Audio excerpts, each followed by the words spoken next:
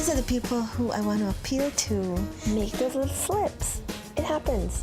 You have to have a plan to manage your problems effectively. How are you going to do it? Fall off the horse? Jump right back on. And welcome back. Of course, it's that time when we have the lovely Jennifer Lovell on set with us. Of course, Jenny is a mental health therapist, and she takes on some very interesting questions every few weeks to be able to share with us your perspective on it. Of course, good morning and welcome back. Thank you, Morning, Belize. So, of course, you know, it's interesting because John and I had an eye-opener this morning talking about getting over pain and knowing that it's important to be able to work past it. And we made reference to sometimes seeking out a counselor to be able to help you through it. So, while we can't offer counseling sessions live on air, we're glad that we have you to kind of just break down some of their questions. Some of it. Yeah. Some of the questions, they really need to go get professional help. Yeah. Seriously.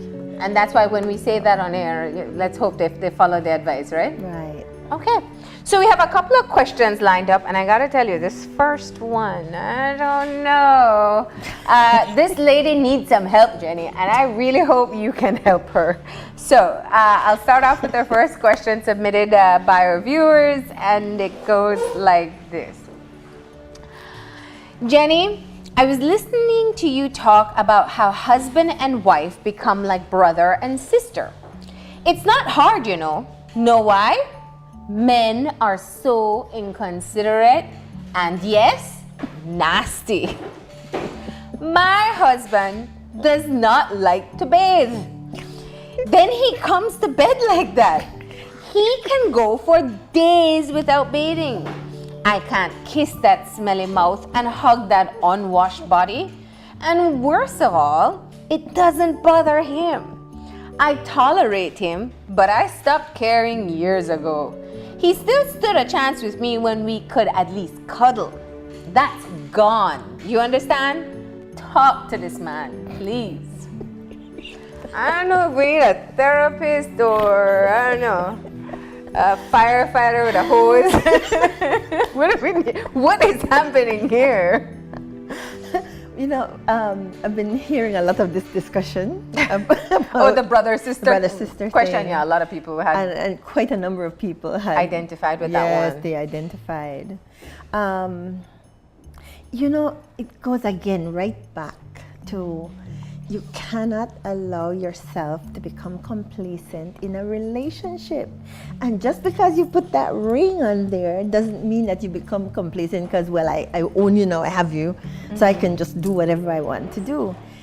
He probably didn't like water before he married you. And then once he put that ring on there, he feels that, well, we're comfortable with each other now. I can do whatever it is I want to do. So, you know, while I think his wife has become, I really believe that she's gotten tired.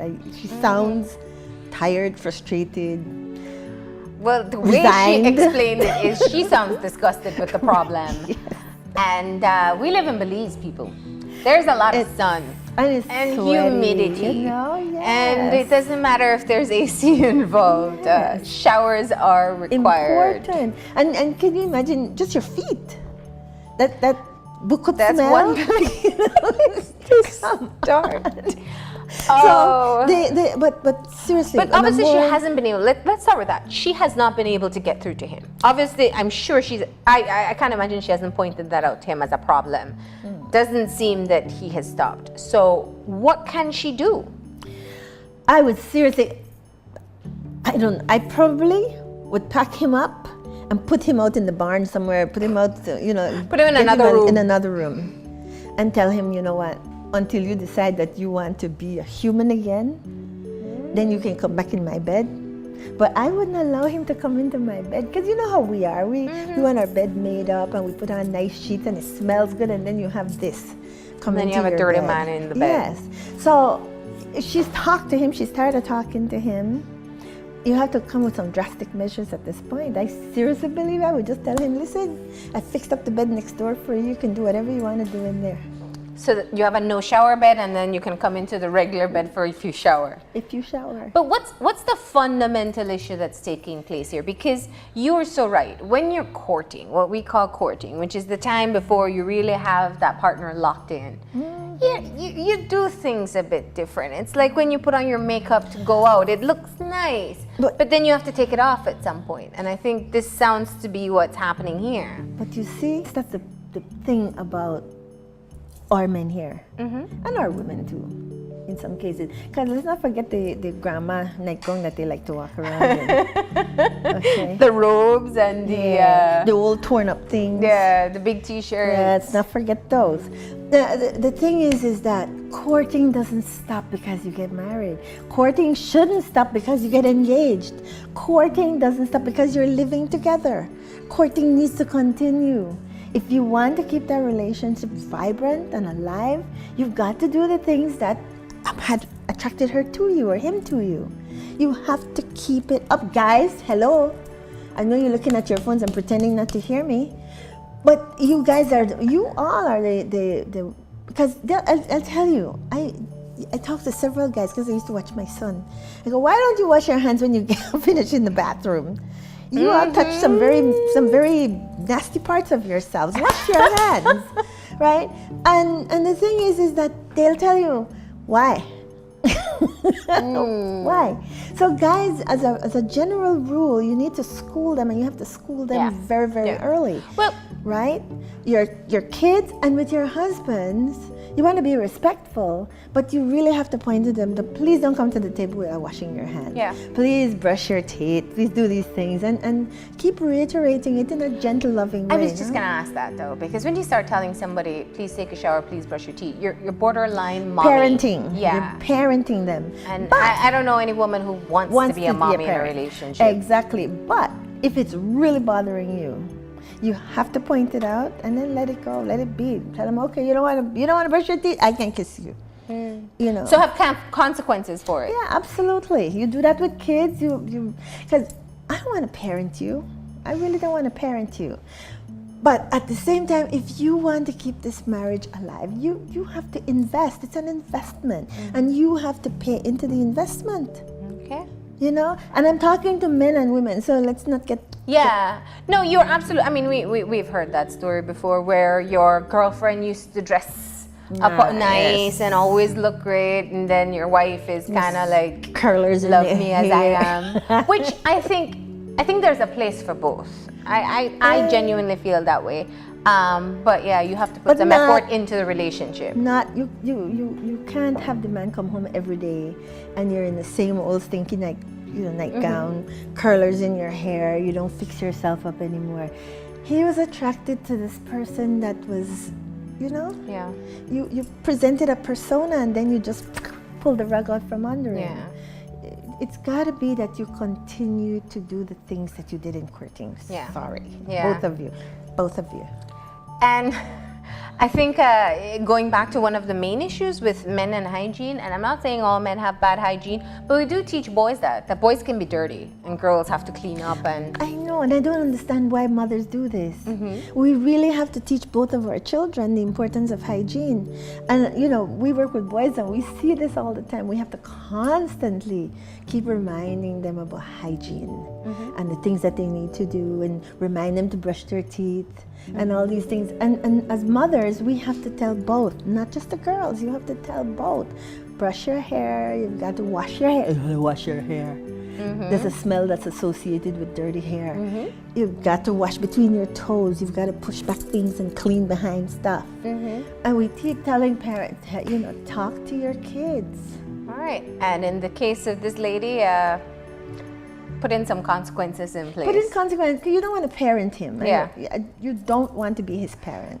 So you give him a no shower room. You can stay in there if you want. Hey, I really need you. She has to love him. I mean, I think that's the fundamental point. She said, please talk to him. So yeah, I know, but that would be a deal breaker for many women. So she has to love him, or that started after the marriage. I don't know. Or eventually she got exhausted of it. Yeah. One of them. Okay, so Miss husband who misses of husband who doesn't like to bathe, please put in some consequences for him and remind him that you need him to have good hygiene. Absolutely. Right? So we're moving into our second question now at this time. And this one starts off by saying, last time you were talking about parents using their children like pawns. I was hoping that you would have gone on to say something about those parents who have their children like their friends. They burden their children with complaints about the other parent and demand that the children choose sides. My sister tells my niece everything about everything. She's only 12 years old. It hurts me to watch. Please finish the conversation about this. You know, I see this quite often too, where you'll have one parent who'll tell you, and generally it'll be the mother with the girl or the father with the boy, but particularly with women, where they'll tell you, oh, my daughter's my best friend. Hello? Your daughter, whatever age she is that's living at home with you, you can't be her best friend and parent at the same time. You choose. You're going to be best friend and you can't parent. And if you're not parenting, where is the child getting the parenting from? Right? Absolutely. You absolutely have to parent. You have to set boundaries. And this, by the way, this is a lack of boundaries. We've talked about boundaries on the show. Yeah. The importance of setting boundaries. So, open communication doesn't mean open book. Thank you. That's what we're saying. Absolutely not. Yeah. We've got to have boundaries with our children. They cannot be our best friends. Yeah. We have to be able to teach them how to set boundaries for themselves, so when they get into relationships, they also know how to set boundaries with the person they're dating, the person they're getting married to. Boundaries protect us. And parents are expected to teach their children boundaries. Now, if you don't have any boundaries yourself, you will want to make your daughter your best friend or your son your best buddy. And it's so unhealthy.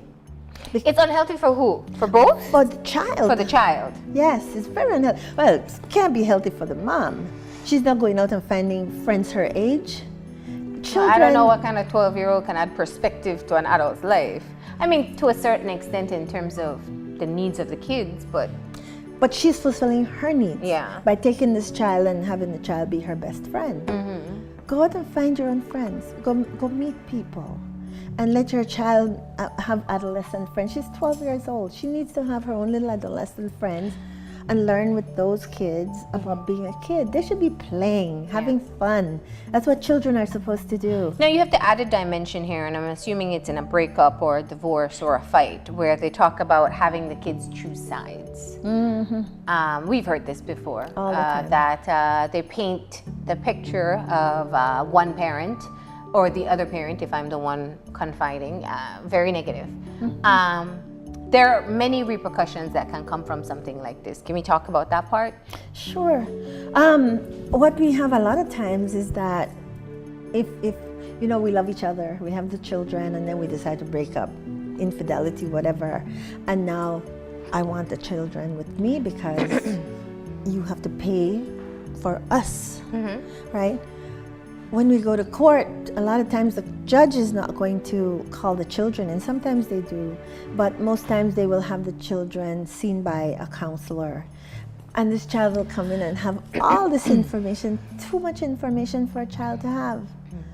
But a lot of times parents become so possessive, and it's my child. Oh yeah, that's a good one. It's my child, my son. Excuse me, it's our children, our son, our daughter. Because both of you are parents, and so the one parent will pack up this child's head to get the child to dislike the other parent.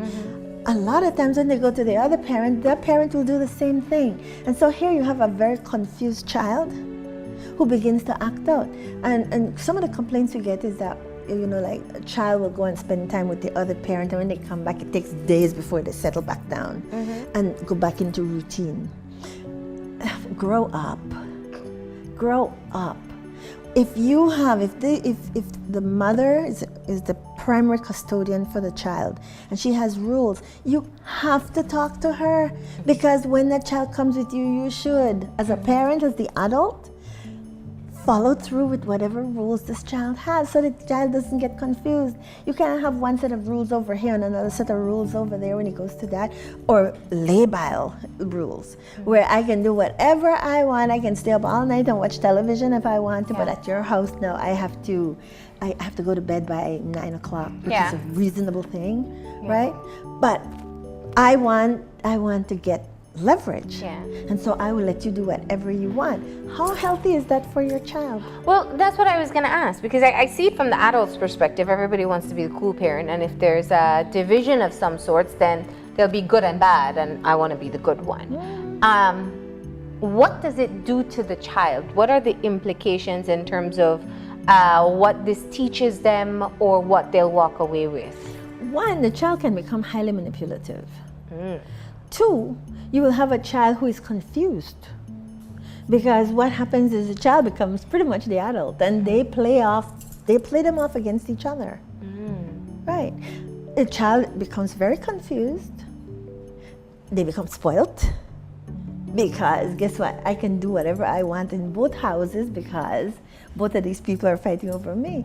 Guess who is the adult? Guess who is the pseudo adult? Guess the one who makes the decisions. Yeah. You know, we mess up these children, and I mean long-term damage. We mess them up. Grow up, people. You both are parents. You've got to talk to each other. In this case, she speaks about being the aunt in a situation. How can she help in addressing it? I don't know whose sister she is, but she needs to talk to whoever is her sibling.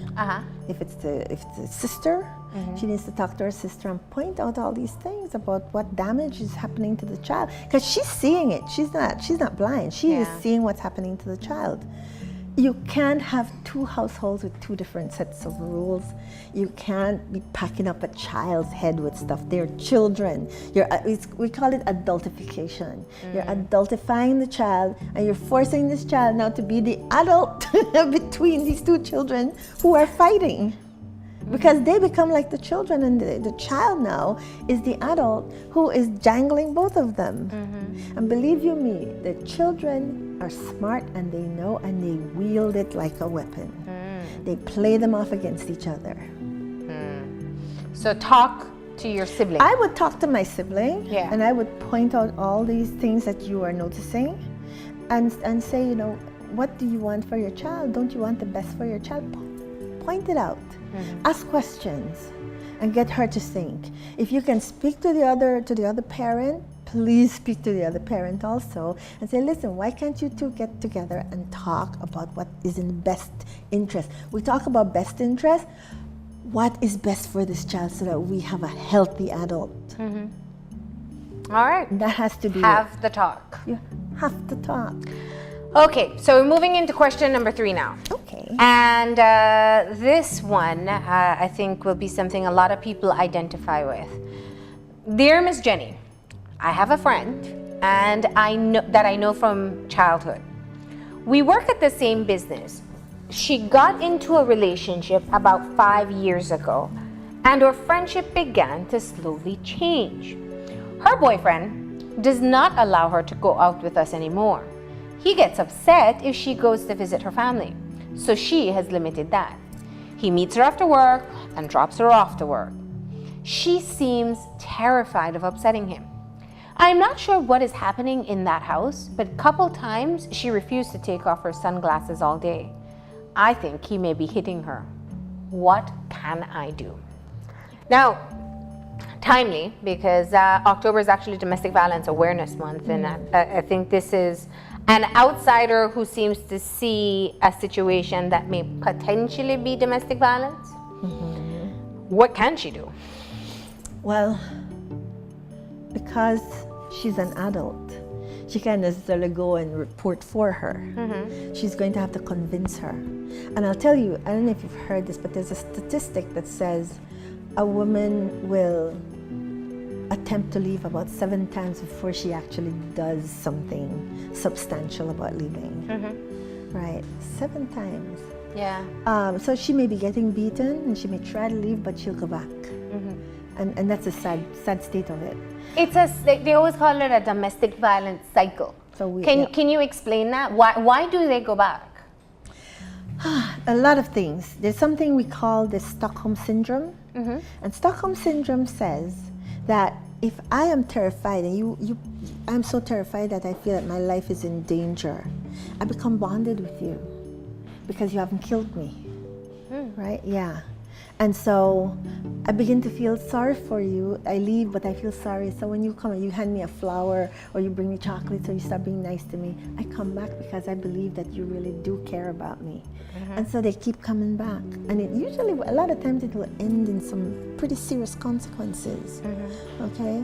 So there's a psychological thing that's going on, and people need to really be understanding and empathetic towards people who are in these situations, because it's not easy to leave. You can't just tell them to leave. No, it's very, very difficult for them to leave. You see, but as an outsider, that's the frustration. If you're my friend and you're in a domestic violence, a relationship where there's violence, and I see it, I know it, you refuse to admit it to me, I approach the subject, I tell you need to leave, I find you solutions, agencies you can go to, people you can talk to, but you don't leave.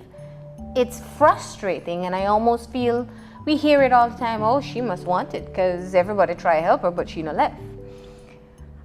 What else can the outsider do to help to get her to the place to leave? Okay, a couple things here.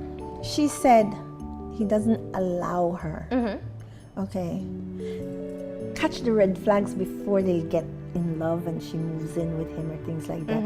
We need to be aware of the red flags and point it out before these people get together in a live-in or really serious relationship, because there are red flags. Once they've gone in and moved in and the violence has started, it's hard to get them out. So please be aware of the red flags. And some of the red flags would be, he starts picking her up and taking her to work.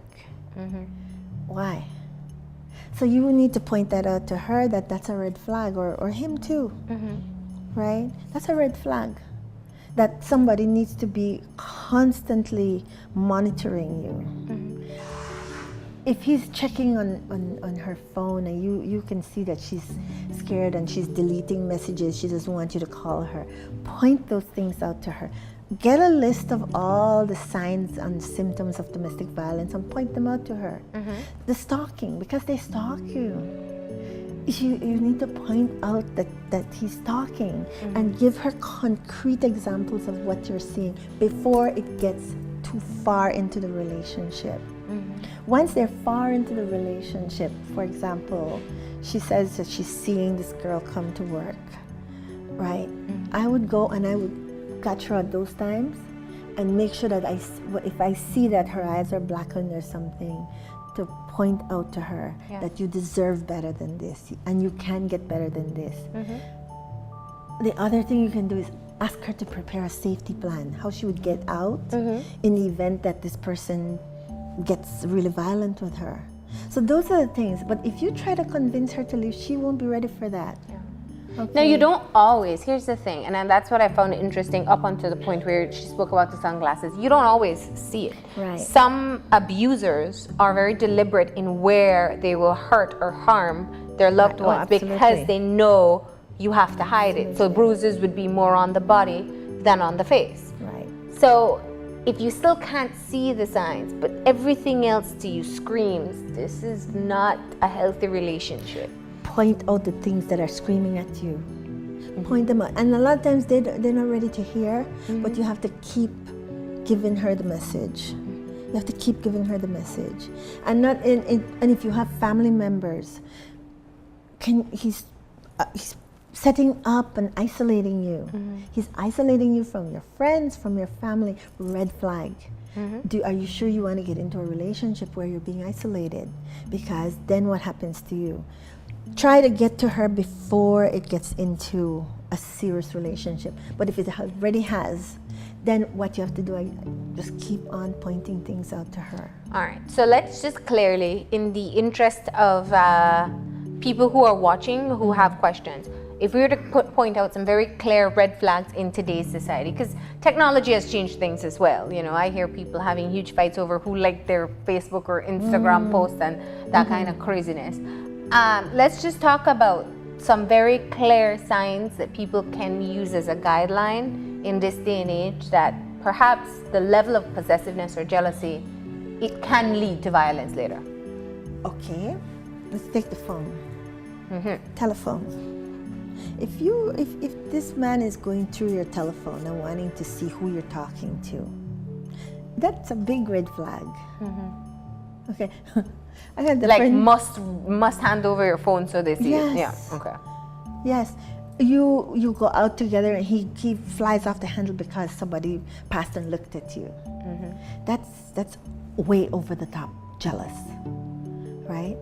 One of my friends was saying that this girl's husband woke up and found her putting his finger on his iPhone so she could get into the iPhone to check who he was talking to. While he was asleep, he woke up and found her. I mean, that's over the top, crazy jealous. Yeah. All right, those things are indicators, and we know that women. There's some ladies, girls, who are. I mean, before they even get engaged or anything, are already going through domestic violence, and then they stay because now there's fear. So those signs way up front, the jealousy. Why do you have to go over to your sister so often? Your sister doesn't like me. I don't want you going over there. Those are signs. Be very, very careful. All right. And what do you do? What if you start to notice these signs? I care about this person. Do you stay and try to change them and tell them? Okay. No, that's why I'm getting at it. Yeah. Absolutely not. No, if you have a person, because there's those kinds of over the top jealousy behavior, you need to run from that. Run. That's not love. And see, some women think that, oh, he's paying all this attention to me, he loves me. Nah, that's not love, that's possession. And you need to be very, very careful about that.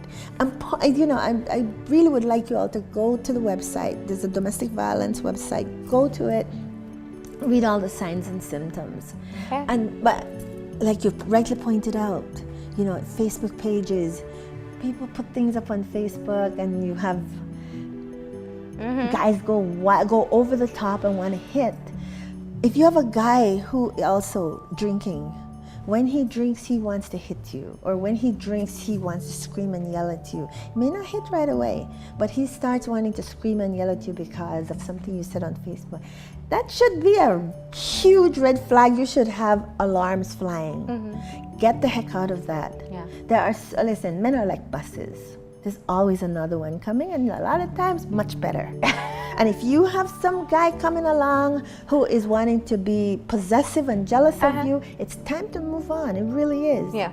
You're not invested in this relationship yet. Get the heck out and run. Absolutely. And I love the fact that you mentioned the substance abuse that can sometimes lead to it, because then the women say, oh, he was drunk, that's why it happened. But they don't realize they're never going to change them. Listen, if you go into a relationship thinking that you will change somebody, you really need to have your head examined. You're not going to change them. Okay. Okay, so run. All right. Good. And do we have the final question? No. All right. Let's. No. Oh, we don't have it? Okay. So we have covered most of our bases for today. And I want to say thank you. Anything else that stands out to you from these questions? Well, we have one question there about depression, but I think we ought to wait a little bit before we address that. Okay. All right. Well, Jenny, it's always great having you here.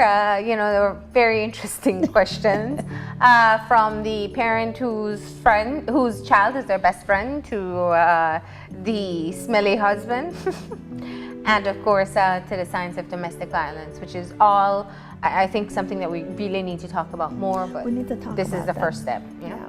Thank you. You're welcome. All right. Thank you. That's it for this edition of Bruk It Down with Jenny. We're going to go ahead and take a break, and we'll be back in a few, so stay tuned.